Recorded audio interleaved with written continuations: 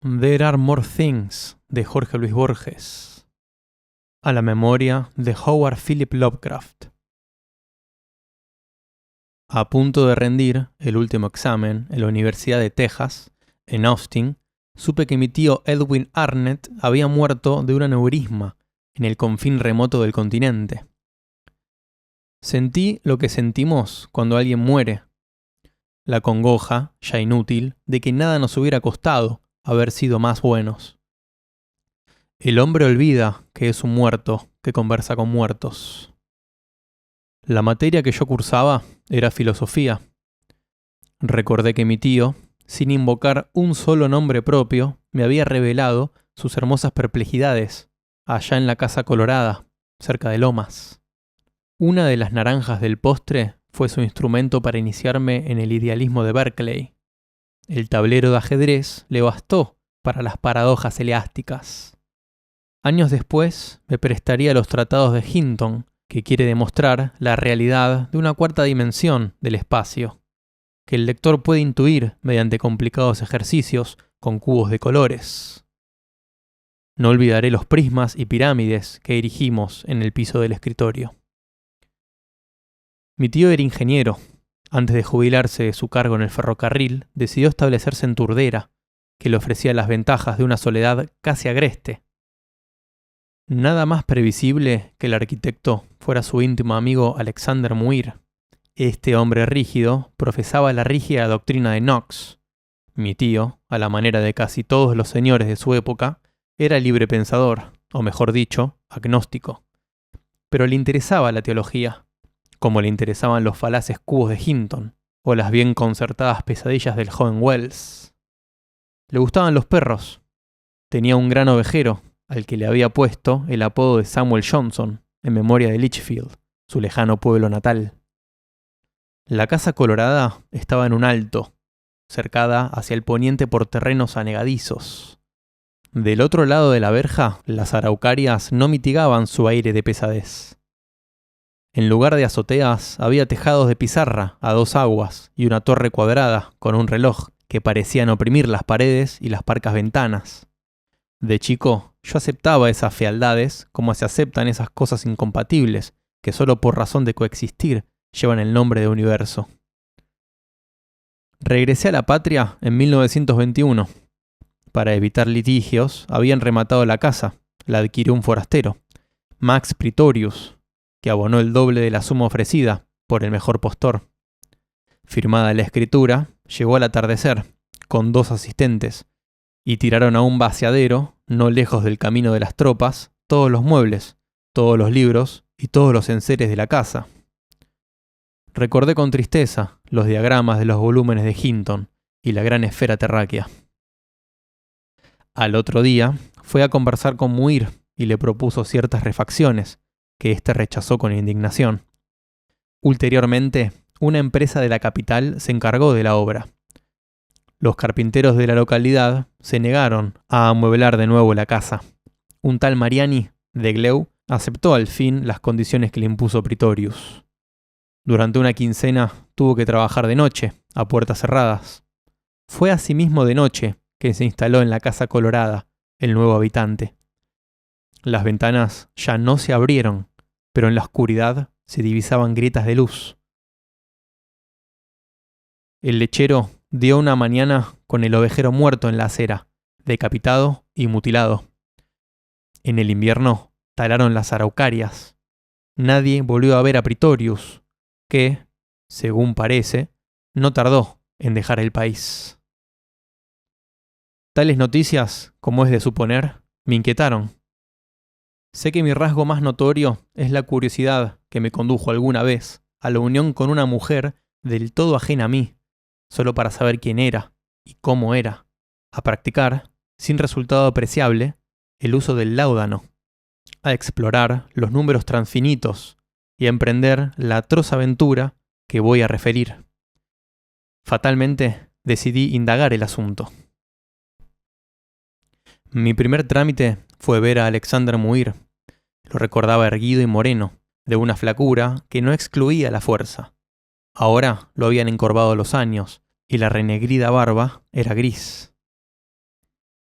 Me recibió en su casa de Temperley, que previsiblemente se parecía a la de mi tío, ya que las dos correspondían a las sólidas normas del buen poeta y mal constructor William Morris. El diálogo fue parco. No en vano, el símbolo de Escocia es el cardo. Intuí, no obstante, que el cargado té de Ceilán y la equitativa fuente de escones, que mi huésped partía y enmantecaba como si yo aún fuera un niño, eran, de hecho, un frugal festín calvinista, dedicado al sobrino de su amigo. Sus controversias teológicas con mi tío habían sido un largo ajedrez, que exigía de cada jugador la colaboración del contrario. Pasaba el tiempo y yo no me acercaba a mi tema. Hubo un silencio incómodo, y Muir habló. «Muchacho, young man», dijo, «usted no se ha costeado hasta aquí para que hablemos de Edwin o de los Estados Unidos, país que poco me interesa. Lo que le quita el sueño es la venta de la Casa Colorada y ese curioso comprador. A mí, también. Francamente, la historia me desagrada. Pero le diré lo que pueda. No será mucho». Al rato, prosiguió sin premura. Antes que Edwin muriera, el intendente me citó en su despacho. Estaba con el cura párroco. Me propusieron que trazara los planos para una capilla católica. Remunerarían bien mi trabajo. Les contesté en el acto que no. Soy un servidor del Señor y no puedo cometer la abominación de erigir altares para ídolos. ¿Eso es todo?, me atreví a preguntar. No. El judez Noese de Pretorius quería que yo destruyera mi obra y que en su lugar pergeñara una cosa monstruosa. La abominación tiene muchas formas. Pronunció estas palabras con gravedad y se puso de pie. Al doblar la esquina, se me acercó Daniel Iberra. Nos conocíamos como la gente se conoce en los pueblos. Me propuso que volviéramos caminando. Nunca me interesaron los malevos y preví una sórdida retahíla de cuentos de almacén, más o menos apócrifos y brutales, pero me resigné y acepté. Era casi de noche. Al divisar desde unas cuadras la Casa Colorada en el alto, Iberra se desvió. Le pregunté por qué. Su respuesta no fue la que yo esperaba. Me dijo: «Soy el brazo derecho de don Felipe. Nadie me ha dicho flojo. ¿Te acordás de aquel mozo, Urgoiti, que se costeó a buscarme de Merlo y de cómo le fue? Mirá, noches pasadas yo venía de una farra. A unas 100 varas de la quinta vi algo. El tubiano se me espantó, y si no me lo afirmo y lo hago tomar por el callejón, tal vez no cuento el cuento. Lo que vi no era para menos». Muy enojado, agregó una mala palabra. Aquella noche no dormí. Hacia el alba soñé con un grabado a la manera de Piranesi, que no había visto nunca o que había visto y olvidado, y que representaba el laberinto. Era un anfiteatro de piedra, cercado de cipreses, y más alto que las copas de los cipreses. No había ni puertas ni ventanas, pero sí una hilera infinita de endijas verticales y angostas. Con un vidrio de aumento yo trataba de ver el minotauro. Al fin lo percibí. Era el monstruo de un monstruo. Tenía menos de toro que de bisonte, y tendido en la tierra, el cuerpo humano. Parecía dormir y soñar. ¿Soñar con qué? ¿O con quién?, me pregunté. Esa tarde pasé frente a la casa. El portón de la verja estaba cerrado y unos barrotes retorcidos. Lo que antes fue jardín era maleza. A la derecha había una zanja de escasa hondura, y los bordes estaban pisoteados. Una jugada me quedaba, que fui demorando durante días, no solo por sentirla del todo vana, sino porque me arrastraría a la inevitable, a la última. Sin mayores esperanzas, fui a Gleu. Mariani, el carpintero, era un italiano obeso y rosado, ya entrado en años, de lo más vulgar y cordial. Me bastó verlo para descartar las estratagemas que había urdido la víspera. Le entregué mi tarjeta, que deletreó pomposamente en voz alta, con algún tropezón reverencial al llegar a doctor. Le dije que me interesaba el moblaje fabricado por él para la propiedad que fue de mi tío, en Turdera. El hombre habló y habló. No trataré de transcribir sus muchas y gesticuladas palabras, pero me declaró que su lema era satisfacer todas las exigencias del cliente, por estrafalarias que fueran, y que él había ejecutado su trabajo al pie de la letra. Tras de hurgar en varios cajones, me mostró unos papeles que no entendí, firmados por el elusivo Pretorius. Sin duda, me tomó por un abogado. Al despedirnos, me confió que por todo el oro del mundo no volvería a poner los pies en Turdera, y menos en la casa. Agregó que el cliente es sagrado, pero que, en su humilde opinión, el señor Pretorius estaba loco. Luego se calló, arrepentido. Nada más pude sonsacarle. Yo había previsto ese fracaso, pero una cosa es prever algo y otra que ocurra. Repetidas veces me dije que no hay otro enigma que el tiempo, esa infinita urdimbre del ayer, del hoy, del porvenir, del siempre y del nunca. Esas profundas reflexiones resultaron inútiles. Tras de consagrar la tarde al estudio de Schopenhauer o de Royce, yo rondaba, noche tras noche, por los caminos de tierra que cercan la casa colorada. Algunas veces divisé arriba una luz muy blanca. Otras creí oír un gemido. Así hasta el 19 de enero. Fue uno de esos días de Buenos Aires en el que el hombre se siente no solo maltratado y ultrajado por el verano, sino hasta envilecido. Serían las 11 de la noche cuando se desplomó la tormenta. Primero el viento sur y después el agua a raudales. Erré buscando un árbol. A la brusca luz de un relámpago me hallé a unos pasos de la verja. No sé si con temor o con esperanza, probé el portón. Inesperadamente cedió. Avancé empujado por la tormenta. El cielo y la tierra me combinaban. También la puerta de la casa estaba a medio abrir. Una racha de lluvia me azotó la cara y entré.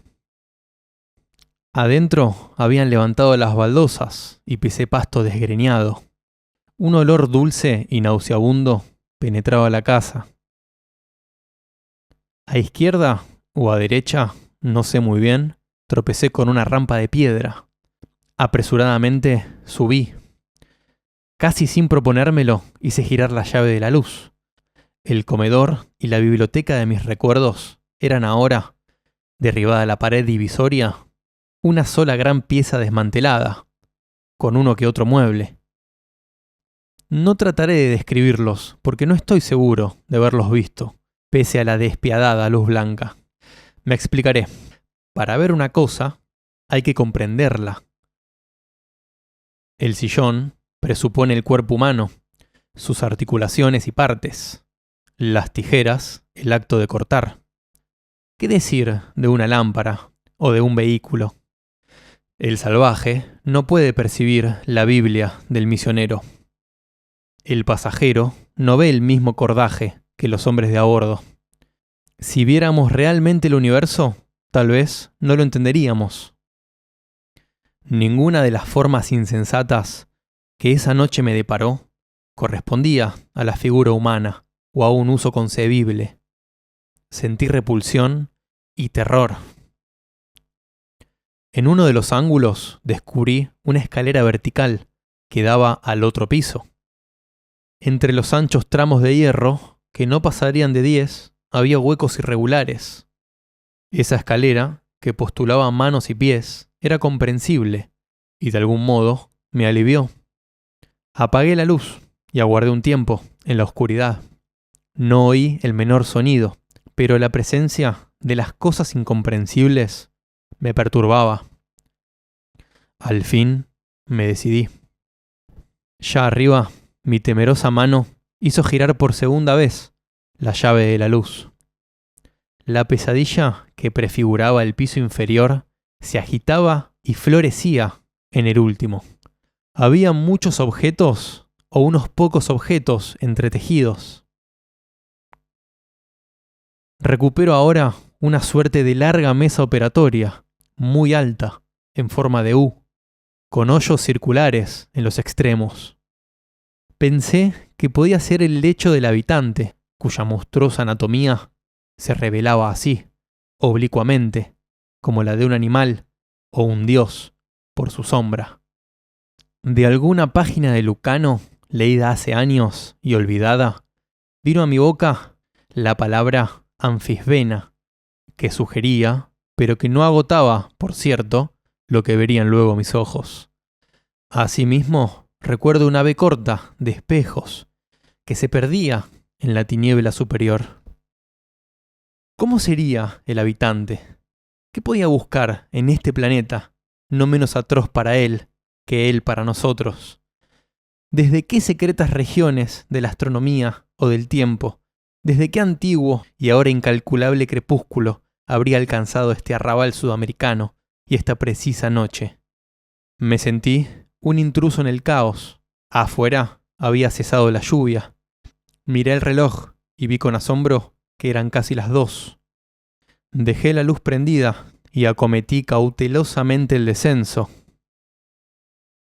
Bajar por donde había subido no era imposible. Bajar antes que el habitante volviera. Conjeturé que no había cerrado las 2 puertas porque no sabía hacerlo. Mis pies tocaban el penúltimo tramo de la escalera cuando sentí que algo ascendía por la rampa, opresivo y lento y plural.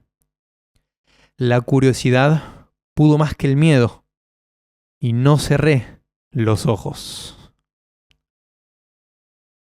Eso fue There Are More Things de Jorge Luis Borges. A continuación, un breve y humilde análisis personal del cuento leído. Se trata de un declarado homenaje de Borges a Lovecraft. Sin embargo, no era de sus autores preferidos. Este cuento pertenece al libro llamado El libro de arena. En este tomo, Borges finaliza con un epílogo que recopila opiniones y comentarios de los cuentos seleccionados. De este cuento en particular, comenta lo siguiente. El destino que, según es fama, es inescrutable, no me dejó en paz hasta que perpetré un cuento póstumo de Lovecraft, escritor que siempre he juzgado un parodista involuntario de Poe. Acabé por ceder. El lamentable fruto se titula There Are More Things.